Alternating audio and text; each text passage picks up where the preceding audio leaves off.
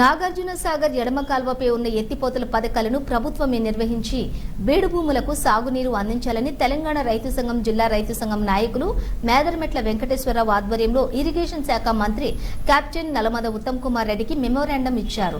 అధికారుల నిర్లక్ష్యం వలన పూర్తి స్థాయిలో మరమ్మతులు లేక సాగు భూములు బీడు భూములుగా మారాయని నడిగూడెం మండల కాంగ్రెస్ పార్టీ అధ్యక్షులు బూత్కూరు వెంకటరెడ్డి సమీక్షా సమావేశంలో తెలిపారు.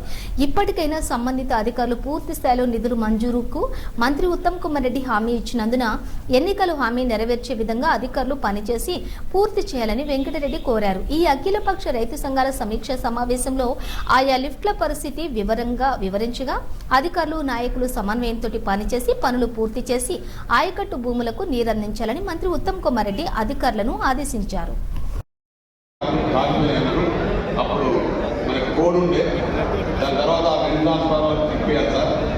ఎస్టిమేట్ చేసిన పాతలైన పనులనే కొనసాగించి ఇప్పుడు మొదలు పెట్టవలసిందిగా కోరుతున్నాను సార్. సంవత్సరం కింద నుంచి అట్లా ఆగింది.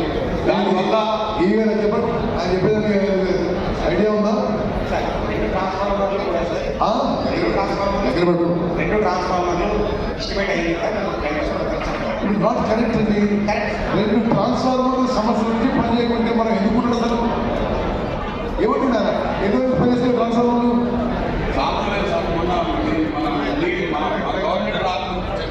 అయిపోయినాయి సార్. ఇది కరెక్ట్ కాదండి. జరిగితే మాత్రం I take action. Not right. ఇంకొక విషయం సార్, మొన్న శాంక్షన్ అయిన పైపు అయితేనే మాకు తొందరగా చేయడం జరుగుతుంది. మనం అధికారులు